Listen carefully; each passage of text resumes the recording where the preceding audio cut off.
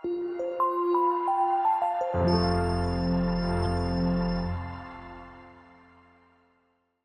Sunday po, we have discussed the fruit of the Spirit. At ang una po nating tinalakay dyan is love. Ang isa sa mga bunga ng Espiritu ay pag-ibig. Hindi po muna natin itutuloy ngayong umaga yung pag-aaral po na yon dahil nasa season pa rin po tayo ng prayer and fasting po natin.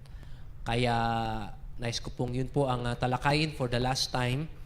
Bukas matatapos yung ating prayer and fasting, September 9. Nagsimula po yan noong August 1 hanggang September 9. That is 40 days ng ating pong prayer and fasting. And for the last time, ay gusto ko pong talakayin ang patungkol po sa panalangin. For the past few Wednesdays, yun po ang ating pong pinag-aaralan, yung prayer and fasting. Pero ngayong umaga, gusto ko pong pag-aralan po natin ang patungkol po sa panalangin. Bakit ito yung pag-aaralan po natin? Alam nyo, for the longest time sa buhay po natin bilang mga mananampalataya, we cannot deny the fact na marami pong mga Kristiyano ang hanggang ngayon sa tinatagal ng panahon ay hindi pa rin po marunong manalangin. Nung kami po ay nasa Bible College, of course, puro mga Kristiyano yung mga kasama namin. Then, yung Christian school, nandun, elementary, high school, kasama mo lahat ng mga estudyante, maghapon. One of the things na aking napansin, kapag kakain na ng lunch, marami sa mga estudyante ang may baon. So, pagkakain ng lunch, dun sa ilalim ng mga puno, dun may mga mesa-mesa, o-observe ko yung mga estudyante. Sabi ko, tingnan ko nga kung magpipray ang mga ito pagkakain sila. Interestingly, yung iba ay nakikita mong yuyo ko, pipikit, alam mong nagpipray sila bago kumain. Pero marami akong nakikita na pagkabukas ng lunch box nila, kain na kagad. Hindi talaga sila nagpipray. So, one of the crucial element ng isang Kristiyano ay yung pananalangin. At hindi ito nabibigyan ng pansin na pag-aralan sa maraming mga simbahan. Prayer. Prayer is the very lifeblood of our relationship with God.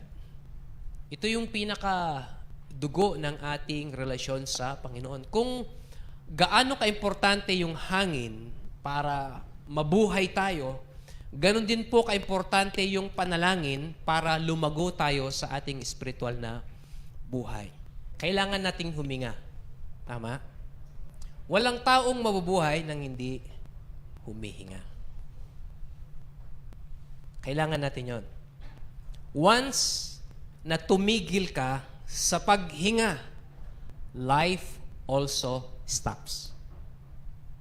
Hihinto din ang buhay natin. Yung paghinga natin kung gaano ka-importante sa ating existence, ganoon din po ka-importante yung prayer sa buhay natin bilang mga Kristiyano. Hindi lalago or titigil sa paglago ang isang Kristiyano kung hihinto siya sa pananalangin. The problem is, hindi yung hihinto siya sa pananalangin eh. Yung in the first place, hindi siya marunong manalangin. Hindi siya nagpipray. Now, the question is, bakit maraming Kristiyano ang hindi nananalangin? The first problem is, hindi sila marunong manalangin. Gaano ba kahirap manalangin? Bakit maraming tao ang hindi nananalangin? Yung paghinga, gaano ba kahirap huminga? Di naman mahirap huminga, di ba? It comes naturally. Pagsilang pa lang natin sa bunong ito, yun ang unang-una nating ginagawa, ang huminga. Ngayon, once you become a Christian, once you came to know Christ as your Lord and personal Savior, the very first thing you need to learn is to pray. But unfortunately, marami pong mga Kristiyano, they don't know how to pray. So, they don't pray. So, yun po ang gusto ko pong i-address ngayong umaga. Why we need to pray. Bakit kailangan nating manalangin? No religion is without prayer. Meron po ba kayong alam na relihiyon na walang prayer? Do you know of a religion that does not pray? Lahat ng mga relihiyon, merong prayer, di ba? Nananalangin sila. Every time na meron silang worship, kasama palagi yung prayer. So prayer is a vital element of a Christian life. So, isa-isayin po natin yung mga gusto po nating makita why we need to pray. Number one, tingnan muna natin the importance of prayer. Prayer is most simply two-way communication with God. Ito po yung pakikipag-usap po natin sa Panginoon. Wala pong human relationship na magsusurvive without communication. Siguro yung pinakamalapit na resemblance ng relationship natin sa Diyos ay yung relationship ng mga magkaibigan or relationship ng mga mag-asawa. Na ang nagpapatibay dito, walang iba kundi yung communication nila. Ganun ka-importante yung communication. Tanggalin mo yung communication, any human relationship will have a quick death. Mawawala, mamamatay yung relationship nila kapag walang communication. Ganon din ka-importante yung communication natin sa Panginoon. Huwag kang makipag-usap sa Panginoon. For the longest time, then mararamdaman mo na parang wala kang existing na relationship sa Kanya because of the lack of communication. Pero kapag merong communication, ikaw, alam mo, buhay na buhay yung relationship ninyong dalawa. Okay? Sino po dito nasubukan magkaroon ng LDR? Long Distance Relationship. Meron ba? LDR. Okay. Ang nagko-connect sa inyo, ang nag-uugnay lamang sa isang long distance relationship is none other communication. Tanggalin mo yung communication sa LDR na yan. For some time, hindi mo alam kung kayo pa eh. Kasi wala ng communication. Pero kapag merong communication, alam mo, yung relationship ninyo, nag-i-exist pa rin. Kayo pa rin. Ganon din naman, yung relationship natin sa Panginoon. Yung communication natin sa Kanya, which is prayer, ang patuloy na nag-uugnay sa atin sa Kanya. It only means that we have a working relationship with God kapag active yung prayer natin. Ganun po kaimportante yung panalangin sa atin bilang mga mananampalataya. Kaya hindi pwedeng mawala yung panalangin. Number 2, the power of prayer. A fundamental way to have prayer be an ongoing part of our life and to live the command to pray without ceasing, as mentioned in 1 Thessalonians 5:17, is to practice the presence of God. Practice the presence of God. Ang sabi ni Apostle Paul sa mga mananampalataya sa Thessalonica, to pray without ceasing. Sa Tagalog, manalangin ng walang patid.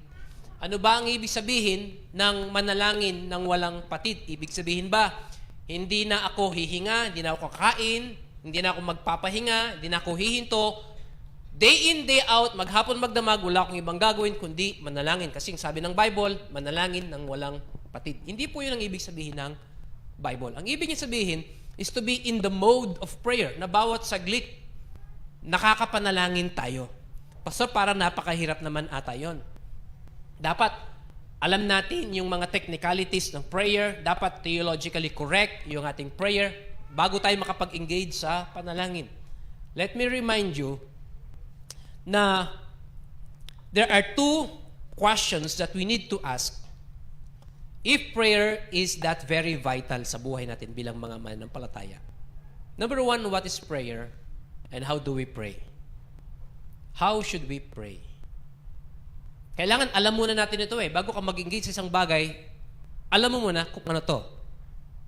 Ito po yung definition po natin sa prayer. Prayer is simply a conversation with God. Nothing more, nothing less. That is prayer. Yung nakikipag-usap ka sa Panginoon.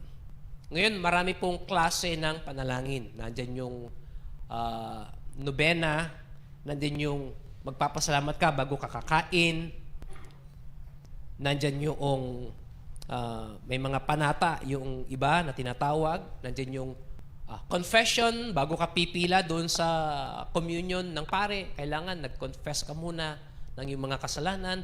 At marami pang mga example ng mga panalangin.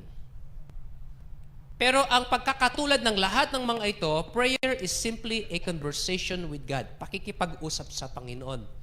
No more, no less. So when you talk to God, that is prayer. And the best prayer is an honest prayer. Maging totoo ka lang sa sinasabi mo sa Panginoon. Yung kaibigan mo, asawa mo, kapitbahay mo, katrabaho mo, kapag nakikipag-usap ka sa kanila, pwede mo silang dayain eh. Pwede kang maglihim sa kanila or pwede mong dagdagan yung sinasabi mo sa kanila. Pwede mo silang bulahin. They don't even know kung totoo ang sinasabi mo or hindi. Pero ang Panginoon, wala kang pwedeng itago sa Kanya. Bago pa man lumabas sa iyong bibig ang sasabihin mo sa Kanya, sa puso mo pa lang, alam na ng Panginoon yung totoo. Kaya hindi ka pwedeng magsinungaling sa Diyos. Hindi mo pwedeng bulahin ng Panginoon. Hindi mo pwedeng linlangin ang Diyos sa mga sinasabi mo sa Kanya. So the best prayer is an honest prayer. Maging totoo ka lang sa Kanya. That is prayer. Simply a conversation with God. Now, how should we pray? Paano ba tayo dapat manalangin sa Panginoon? Let me first state that prayer is putting your heart in the hands of God and allowing Him to work His will through you. Kapag kinausap mo ang Panginoon, parang nilalagay mo yung puso mo sa kamay ng Panginoon at ipapaubaya mo sa Kanyang gawin niya yung kalooban niya sa pamagitan ng buhay mo. Inaalaw mo ang Panginoon, binibigyan mo siya ng daan na gumawa sa iyong buhay or sa pamamagitan ng iyong buhay. Ang Diyos po ay Diyos. Makapangyarihan siya. Malaki ang Diyos. He is the all-powerful God. And when we approach God in prayer, although in our prayer, we demand certain things from Him. May mga hinihingi tayo sa Kanya. May mga request tayo sa Kanya. May mga problema tayo. Lord, help me. May mga pangangailangan ka. Lord, would you provide for this? May mga hinihingi tayo sa Kanya. But let us remember, we are not in a position to demand things from God. At ang Diyos ay kailangan niyang ibigay lahat ng hiningi natin sa Kanya. Na parang wala siyang magagawa, He is under obligation to answer every request. He is the Almighty God. He is in control of everything. We are not in a position to bargain with God. Siya pa rin po ang masusunod, hindi tayo. Kapag nanalangin tayo sa Panginoon, oo, nililay down natin lahat ng request natin sa Kanya. Ngayon, ang Diyos, siya yung merong prerogative to answer your request. Kapag hindi sinagot ng Panginoon yung panalangin mo, it does not mean na hindi totoo ang prayer. Hindi ibig sabihin, wala namang nagagawa ang panalangin. Hindi naman binibigay ng Diyos yung mga hiningi ko sa Kanya. I might as well not pray anymore. Wala namang nangyayari kapag nag-pray ako. Nakakalimutan natin that God is in control. Siya pa rin ang masusunod, hindi tayo. Kasi merong mga idea na kung totoo ang panalangin, dapat sagutin ng Diyos lahat ng mga hinihingi natin. Let us be fair. God is a just God. Makatarungan ang Diyos natin. Hindi lamang siya makatarungan. He is the God of grace and mercy. Kung ano yung meron tayo ngayon, kung ano yung tinatangkilik natin ngayon, God saw it fit na ito yung kailangan mo at the moment. Meron kang mga inihingi na maaring is not yet the right time for you to have. Meron kang inihingi na hindi mo talaga ito kailangan. So the answer of God would be no. Or may mga inihingi tayo na legitimate, kailangan talaga natin. At kailangan mo yun ngayon. And God might answer, yes. Bakit merong prerogative ang Panginoon na sumagot ng yes, no, and wait? Because He is God. He is our Creator. Tayo, creature lamang ng Diyos. We are not in the position na pilitin natin ang Panginoong sumagot sa lahat ng mga kahilingan natin. Prerogative ng Diyos yun bilang Diyos. So when we approach God in prayer, we are simply putting our heart in the hands of God. Lalagyan natin ang puso natin sa kamay ng Diyos at binibigyan natin siya ng kalayaan na gawin ng kanyang kalooban sa ating buhay or sa pamagitan ng buhay natin. Kung ganun pala, if that is the case, what is the sense of praying? Kung hindi naman talaga masasagot lahat ng inihingi ko sa Panginoon, ano pa ang saysay ng pananalangin? We pray simply because God desires us to talk to Him. Gusto ng Panginoon na nakikipag-usap tayo sa Kanya. So, number 3, the conditions of prayer. By the way, balikan ko yung power of prayer. Meron pong isang common method of prayer, typically referred as the ACTS, A-C-T-S. Ito po yung popular actually na method ng panalangin.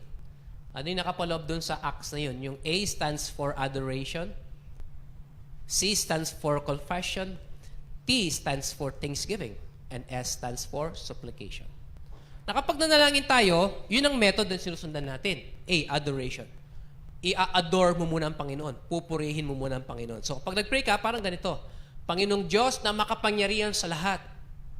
Sinabihan mo siya na makapangyarihan siya sa lahat. So, you have adored God. Then, C, confession. Lord, marami akong naging kasalanan. Please forgive me from my sins. So, humingi ka ng tawad. C, thanksgiving. Maraming salamat sa mga blessings na binigay mo sa buhay ko. Natapos mo yung T, S, supplication. O doon ka nahihingi. Lord, maputulong kami ng kuryente. Pwede ba akong bigyan ng pambayad? May utang ko sa kapitbahay. Will you provide? May hulugan akong refrigerator. Wala po akong pambayad. Yung kaibigan ko, may problema siya. Ganito. Ang pinakamahaba doon yung S, yung supplication eh. Yung adoration, confession, thanksgiving, ang iiksi nun, parang one sentence lang kada isa. Pero yung S, naku, hahaba nun. Ang dami kasi nating request sa Panginoon eh. Ngayon, going back to the definition of prayer, conversation with God. Sabi ko kanina, ang pinakamalapit na resemblance ng prayer natin ay yung relationship natin sa ating kapwa-tao. Assuming yung asawa natin, kakausapin natin, di ba? Ang pakikipag-usap sa Panginoon, yung prayer is conversation with God. Pakikipag-usap sa Kanya. Kung magiging technical tayo sa pakikipag-usap natin sa asawa natin at gagamitin natin yung ACTS, yung acts, adoration. Sweetheart kong maganda. Inadore mo na siya. C, alam ko may kasalanan ako sa iyo, patawarin mo na ako. T, thanksgiving. Maraming salamat sa niluto mong pagkain kanina. Salamat sa pagplansya ng damit ko. O S, pwede ba akong paglaba? Ang dami mong sinabi, isa lang palang kailangan mo sa Kanya. Diba? Kung magiging technical tayo, kung palaging ganun, every time nakakausapin mo yung asawa mo, gagamitin mo yung method na yun, parang napaka-OA naman natin. Baka batukan pa tayo ng asawa natin. Sabihin mo ng kailangan mo, wag mo ng pakahaba-haba pa. But prayer is simply a conversation with God. And mind you, there is no wrong or right prayer. Basta kinausap mo ang Panginoon kung anong laman ng puso mo, walang tama at maling panalangin. just talk to God. That is prayer. Yun po ang panalangin. Number 3, the condition of prayer. Matthew chapter 21 verse 22, ganito po ang sabi ng Bible. And all things, lahat ng bagay, whatsoever, kahit ano, isa ito sa mga redundant subject sa isang sentence. Binanggit na niya yung all things, lahat ng bagay, tapos inulit pa niya in a different word, whatsoever. Lahat ng bagay, kahit ano, ye shall ask in prayer, kahit ano, nahihingin mo sa panalangin, believing, ye shall receive. Naniniwala ka, yung matatanggap. Napakadali ng kondisyon, di ba? Paniwalaan mo lang at matatanggap mo. Lord, can you give me 1 million pesos? Naniniwala ako. Ibibigay mo yan. So, palagay nyo ba magkaka 1 million pesos ka? Sana, ganun lang kadali, ano? Pero hindi yun po ang interpretation po ng verse na yan. When the Word of God says believing, you are actually believing in the capacity of God to answer your prayer. Maniwala ka na ang Panginoon ay meron siyang kakayahang sagutin ang iyong hinihingi. Parang ganito lang yun eh. Halimbawa, na-hospital ako. Para makalabas ako ng hospital, kailangan kong bayaran yung aking hospital bill, which is 110,000 pesos. Ang laki. So, kanino ako pupunta para makautang ng pambayad sa hospital?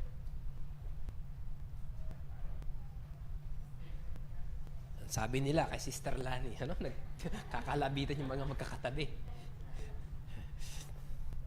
At pautang ng 110,000 pambayad sa... Siyempre, ako yung naka-hospital, hindi ako lalapit sa kanya. Yung asawa ko siguro ang lalapit sa kanya. That is the correct approach, di ba? Lalapit ka sa tao na alam mong kaya kanyang tulungan.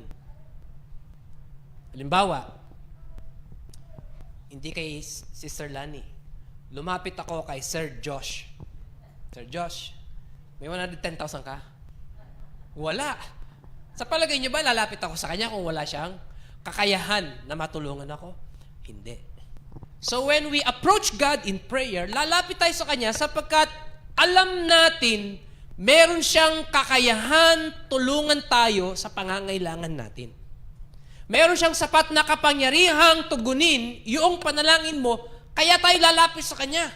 Kaya sabi ng Bible, whatsoever you shall ask in prayer, believing, naniniwala ka na merong kakayahan ang Diyos sumagot sa iyong panalangin. Hindi ka lalapit sa Kanya sa panalangin kung alam mo wala siyang kakayahang sumagot ng panalangin. Lalapit tayo sa Kanya sa panalangin because we believe in His capacity to answer. At kapag naniniwala tayo sa Kanyang kapangyarihan, alam nating matatanggap natin yung hinihingi natin sa Kanya. So, maliban dyan, the condition of our heart when we pray is also extremely important. Yung kondisyon ng puso natin, importante din po. Okay? Balikan natin yung illustration natin. Naka-hospital pa rin ako. Wala pang pambayad. Magkano yung bill ko? 110,000. Hindi pa rin naragdagan, ano? Let's say, lalapit na ako kay Sister Lani. Alam ko, naniniwala ko, kaya niya akong tulungan. Problema, kahapon lang nag-away kami. Palagay niyo ba tutulungan niya ako? Tingin niyo, palagay niyo ba tutulungan niya ako? May mga narinig akong yes. May mga narinig akong no. Hindi. Siyempre, kapatid yan, hindi niya matitiis yan eh. Pero naturally speaking, katatapos lang naming mag-away kahapon, hindi niya ako tutulungan. Kahit lumapit ako sa kanya. Bakit? Kasi nag-away lang kami kahapon eh. Bakit niya ako tutulungan? Ba't kita tutulungan? Di ba? Ngayon, hindi maayos ang relationship natin sa Panginoon. Tapos lalapit tayo sa Kanya, Lord, May kailangan po ako. Inaway-away mo lang ang Diyos kahapon, tapos lalapit ka sa Kanya ngayon. The condition of the heart is extremely important when we approach God in prayer. Importante yung puso po natin. Number 1, the Lord tells us to be both persistent and confident in our prayers.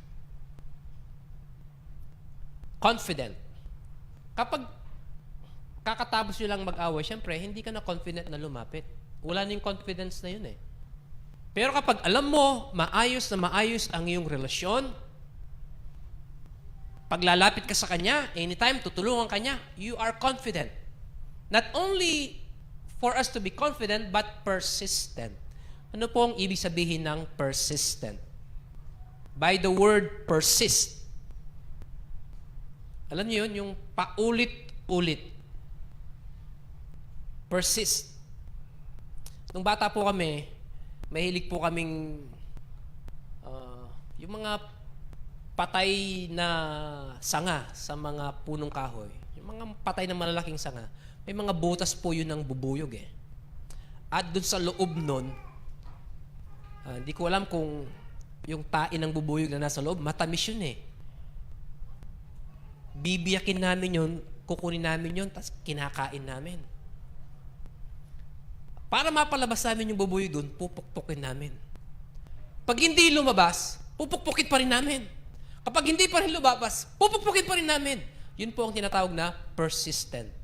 Paulit-ulit, sa madaling salita, makulit. Kapag lumapit tayo sa Panginoon, hindi niya sinagot ang panalangin mo ngayon. Be persistent. Paulit-ulit. Kulitin natin ang Panginoon. At nagbigay ng example ang ating Panginoon on that regard. Meron pong isang babae, ginawan po siya ng krimen, lumapit sa isang judge. Hindi pinansin ng judge, inignore lang niya. Kinabukasan, nandun uli yung babae, humihingi ng hustisya sa kanya, inignore lang niya. The next day, nandun uli, ang sabi ng judge, mapapagod ako, I will grow weary sa persistence ng babaeng ito. Para matigil na siya, tutulungan ko na siya, bibigyan ko siya ng hustisya. Naging persistent siya sa kanyang paglapit. And when we come to the Lord in prayer, the Lord tells us to be both persistent and confident in our prayer. Number 2, we are to pray with the faith that nothing is impossible for God. Kailangan nandun yung paniniwala natin na walang imposible sa Panginoon. Nothing is too hard for the Lord. Nung si Sarah, sinabi ng angel na magkakaanak siya at her old age, tumawa siya. Ang sabi niya sa kanyang isip, paano pa ako magkakaanak sa tanda kong ito, sa edad kong ito, magkakaanak pa ako? Tumawa siya. Then ang sabi ng angel, nothing is too hard for the Lord. Meron bang mahirap sa Panginoon? Wala. So we should have that mindset when we come to the Lord in prayer. Maniwala tayo na walang imposible sa Kanya. Number 4, the patience to wait for His response. The patience to wait for His response. May mga panalangin po tayo na hindi kaagad sasagutin ng Panginoon. Ang sagot ng Panginoon sa atin is wait. Hindi ibig sabihin, hindi sasagot ang Panginoon. Hindi ibig sabihin, hindi tutugon ang Panginoon. The Lord wanted you to wait. Waiting is a great virtue. Sabi nga nila, good things come to those who wait. Yung mga marunong maghintay. Let me give you an example. Halimbawa, sino ba mag-asawa dito? Asan si Joanna? May aso pa ba kayo sa bahay? Si Brune? Ang pangalan niya, Bruha. Okay, may aso sila. Si Bruha. Halimbawa, si Brother Marvin, nagkukumpuni dun sa tricycle niya. Pagkatapos nilapitan siya ni Sister Joanna, sabi niya, Bin, si Bruha, nakawala. Hulihin mo. Sabi ni Marvin, sige, tatapusin ko lang ito. Hindi, ngayon na. Pag sinabi niya ngayon na, anong mararamdaman mo? Bising-busy ka sa ginagawa. Mainis ka, di ba? Kasi gusto mo ora mismo eh. Tumugon sa request mo. And when we approach God in prayer, the Lord wants us to learn to have patience to wait.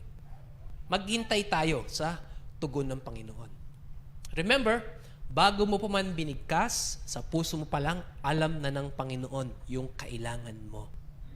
At nung sinabi mo sa Kanya, alam na ng Panginoon yan eh. And when God said, wait, hindi kaagad sinagot ng Panginoon yung panalangin mo, He wanted you to wait. Remember, God's delays are not God's denials. Maaring nadi-delay yung tugon ng Panginoon sa iyong panalangin, pero hindi ibig sabihin hindi sasagot ang Panginoon. God's timing is always perfect. Hintayin lang natin yon. Then, number 4, the trust to accept and follow His will. Kapag lumapit tayo sa panalangin sa Panginoon, sino ang masusunod? Tayo ba o ang Diyos? Siyempre, ang Diyos pa rin ang masusunod. Bagamat, naka-enumerate yung mga gusto mo, sasabihin mo lahat sa Panginoon. Hindi ibig sabihin, ikaw nang masusunod. At ang Panginoon, walang magagawa kung hindi i-grant lang lahat ng request mo. Kailangan pa rin nating pagkatiwalaan at tanggapin yung kalooban ng Panginoon. Sapagkat ang Panginoon, alam pa rin niya kung ano yung pinakamagaling para sa atin.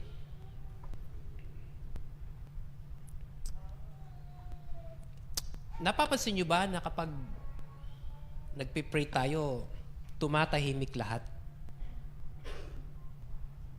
Example na lang, kapag may kainan dito, may handaan, talagang umpok-umpok yung mga tao. Kwentuhan, ang ingay. Pag biglang merong humawak ng microphone, okay, let's pray. Biglang tatahimik lahat. Napapansin yun? In any occasion, basta merong nagpray, tumatahimik lahat. Bakit kaya? Somehow, there is power in prayer na kapag nagsimula ng manalangin, lahat tumatahimik. Simply because silence in prayer is reverence to God. Silence in prayer is reverence to God. Binibigyan natin ng mataas na respeto ang Panginoon kapag mayroong nananalangin. Kahit naman tayo kapag may kausap tayo tapos mayroong sasabat, ayaw natin na mayroong nagdi-distract sa atin. Ang tawag natin doon is reverence, respect. So, silence in prayer is also a sort of reverence to God. Number 4, the benefits of prayer. Ano yung pakinabang kapag tayo ay nananalangin? Since prayer is communion to an infinite God, the benefits of prayer are also infinite. Napakarami din pong mga benefits ng pananalangin. Number 1, in our prayers, we come to know God more. We come to know God more. The more you talk to a person, the more you get to know the person. Di ba? Huwag mong kausapin ng isang tao, wala kang malalaman tungkol sa kanya. Pero pag kinausap mo ang tao, the more you talk to that person, the more you get to know that person. Kaya napaka-importante po talaga ng communication. Pero yung communication natin sa Panginoon, ganun din ka-importante. The more we talk to God, the more we come to know God more. Mas nakikilala po natin ang Panginoon. Number 2, it brings us closer to God. Mas nagiging malapit tayo sa Panginoon. Ganun naman talaga Kung gusto mong maging close sa isang tao, kausapin mo siya at gawin mong madalas ang pakikipag-usap sa Kanya. Number 3, it enable us to fulfill God's greatest desire for us. Ano yun? Closer relationship. Closer relationship. Yung maging mas malapit po tayo sa Panginoon. Walang ibang ninanais ang Diyos sa atin kundi yung maging close yung relationship natin sa Kanya. Kaya ang Panginoon, dinidesire niya na kausapin natin siya. Manalangin tayo sa Kanya. No more, no less. May inihingi ka sa Kanya, may pinapasalamat ka sa Kanya, or gusto mo lang purihin ng Panginoon, importante, kausapin mo ang Panginoon. Yung nag-i-spend kayo ng time together. That is prayer. Walang ibang ninanais ang Panginoon sa atin. That is God's greatest desire for us. Yung maging close yung relationship natin sa Kanya. Then number 4, the greatest benefit of prayer is knowing you are in tune with God. Many years ago, kaming mag-asawa ay nawili kami na pumunta sa plaza tuwing hapon. Sa plaza tuwing hapon, marami po mga nagde-date doon ng mga estudyante. Naka-uniforme sila, may mga bag sila. Lalo pag magdidilim na, bandang 6, 6:30, marami doon. Alam na alam mo yung mga nagtatampuhan. Hindi sila nag-uusap. Hindi sila nagkikibuan. Nakatalikod lang sila, pero magkatabi sila. Hindi sila nagkikibuan. Nagtitiisan sila kung sino ang unang magsasalita. Then eventually, mag-uusap din sila.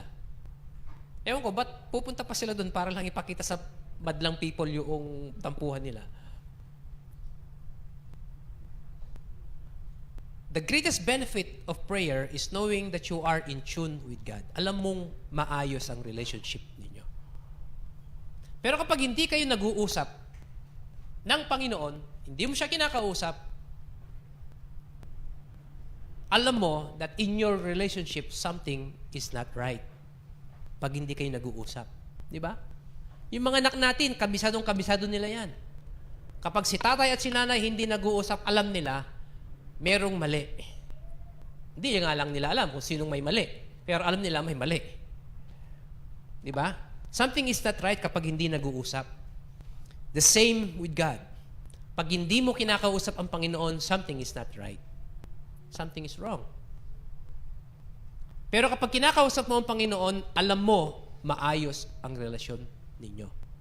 So that is the greatest benefit of prayer. Knowing that you are in tune with God.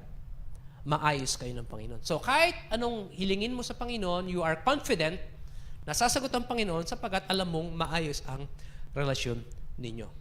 Alam ko sa mga maraming mag-asawa po dito, naranasan na natin ang magtampuhan sa mga asawa natin. Correct? At kapag nagtampuhan tayo, hindi tayo nag-uusap. Oras, araw, linggo. Yung iba, talagang malala. Buwan ang bibilangin at talagang hindi mag-uusap.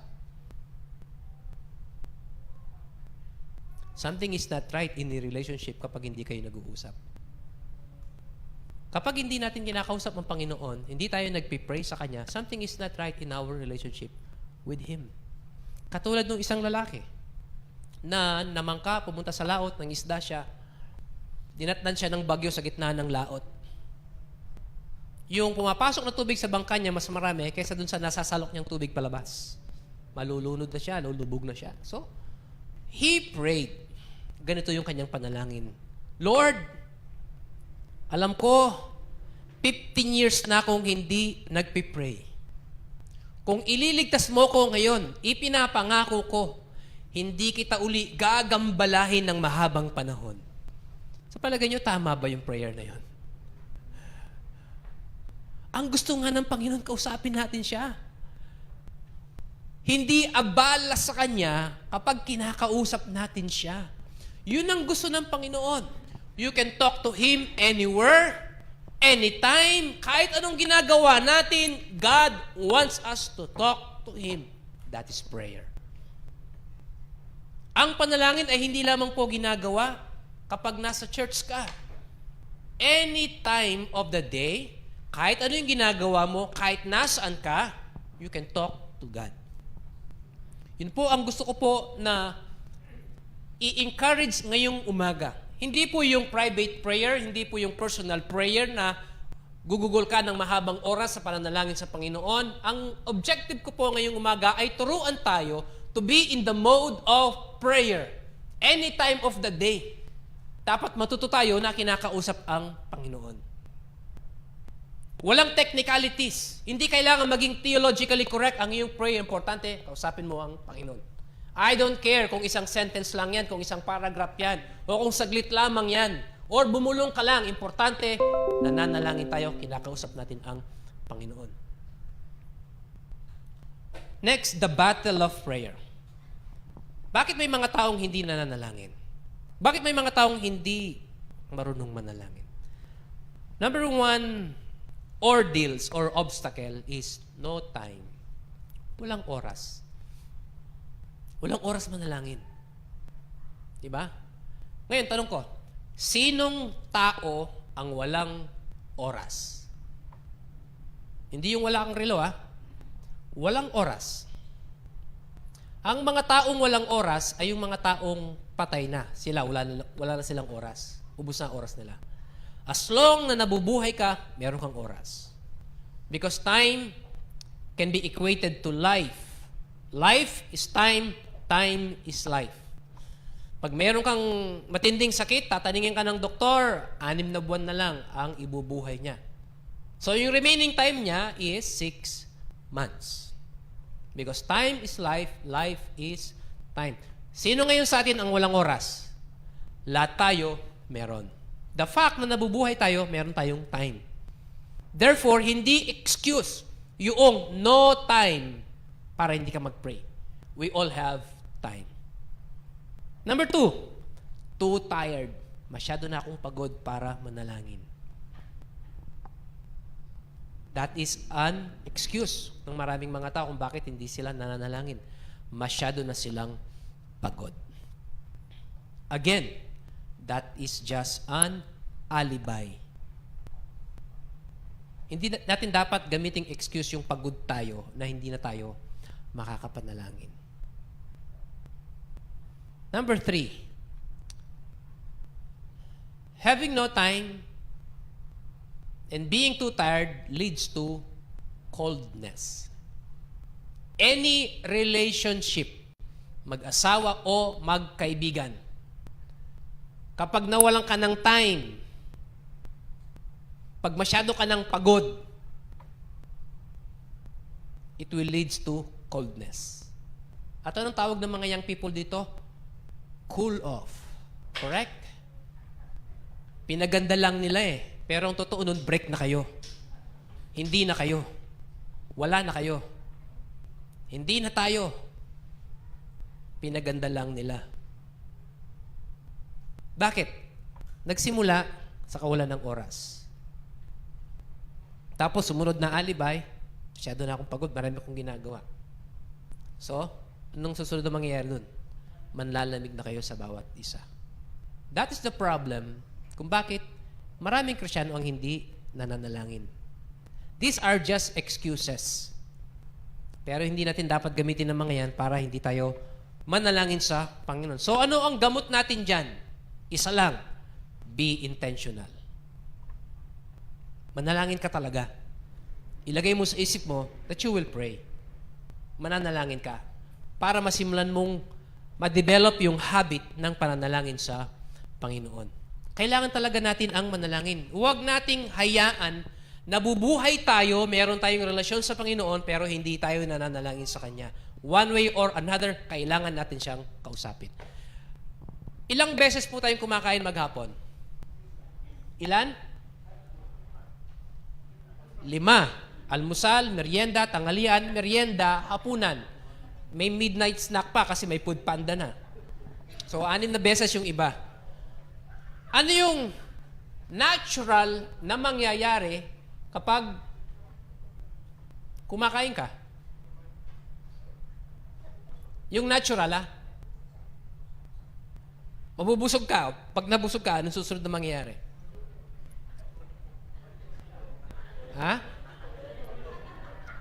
Matutulog ka, ano pa? Maatake ka. Talagang maatake ka. Okay? May pinapanood po akong series sa YouTube, yung Survival in the Wilderness. 10 mga tao yon, dadalhin sa bundok, iba-ibang location. At kailangan nilang mag-survive doon. Gagawa sila ng kubo nila doon o bahay nila, mamimingwit sila ng isda o mag-hunt sila ng kakainin nila. Ang matitira, mananalo po siya ng $500,000. That is 27.5 million pesos sa pera natin. Kapag nakakain ka na nakasira sa tiyan mo, at ikakamatay mo yung dehydration, tatawag ka na magkukwit ka na. Yung iba, nakagat ng oso, continuous yung bleeding, tatawag, magkukwit na siya. Yung iba, health reason. Yung iba, safety reason. Yung iba naman, walang skill mag-hunting, walang skill mamingwit ng isda. Pumayat ng pumayat, bumagsak yung timbang nila, susunduin sila. Merong isang contestant, pinaka-stable sa lahat. Meron siyang na-hunt na isang moose. Mas malaki pa po sa baka yung moose. Yung moose na yun, yung karne lamang niya, kaya siyang pakainin ng 2 buwan. So, nung inimbak niya yung karne, kinagabihan, merong umakyat na lobo. So, ang ginawa niya, sumunod na gabi, inabangan niya yung lobo na yun. Pinanadi niya. So, naragdagan yung supply niya. So, sa kanilang lahat na 10, siya yung merong sufficient food supply. Isa lang ang naging problema niya. Guaranteed na siya yung mananalo. Kasi, marami siyang pagkain. Yung iba, walang makain. Puro mga berries na lang. Naubos yung berries. O, hinihintay na lang na mag-give up yung mga kasama niya hanggang siya yung matira. Ito yung naging problema niya. For 12 days na lean meat ang kanyang kinakain, hindi siya nagbawas. Walang bowel movement.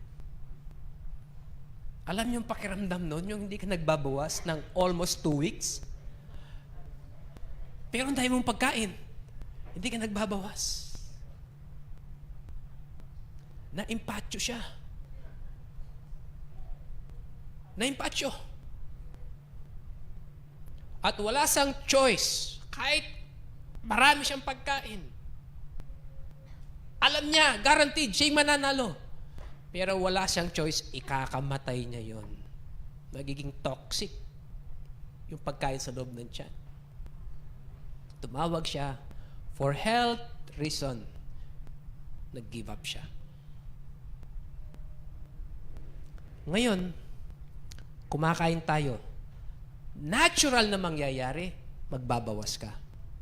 Hindi pwedeng hindi. Anong mangyayari kapag hindi ka nagbawas? Magiging lason. Ang isang Kristiyano, natural sa kanya dapat ang manalangin.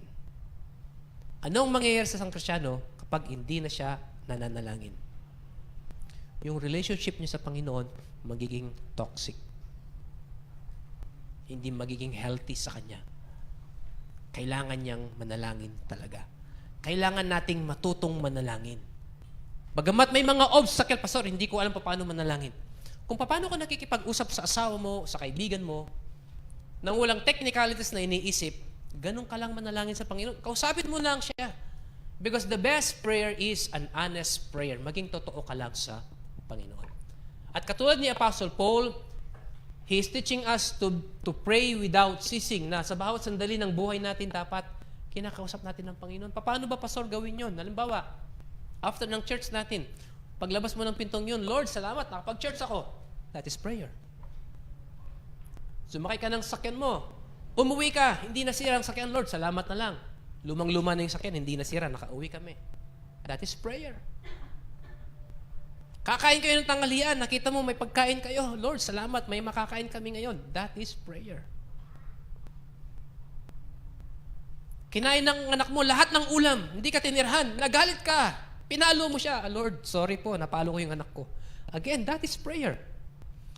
Sa bawat sandali ng buhay mo, kinakausap mo ang Panginoon on that manner.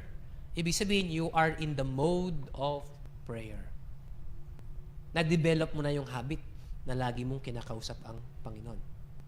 And the greatest benefit of prayer is knowing that you are in tune with God. So, why do we need to pray?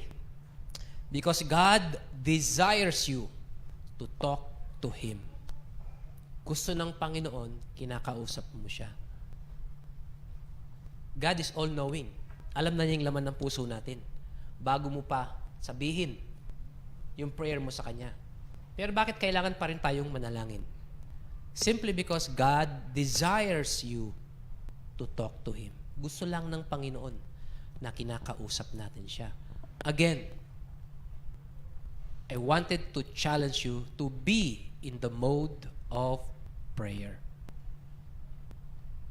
Kakambal po natin yan bilang Kristiyano, ang kinakausap po natin ang Panginoon. And you will be surprised kung ano yung mga benefits kapag na-develop po natin yung habit na palaging mananalangin sa Panginoon.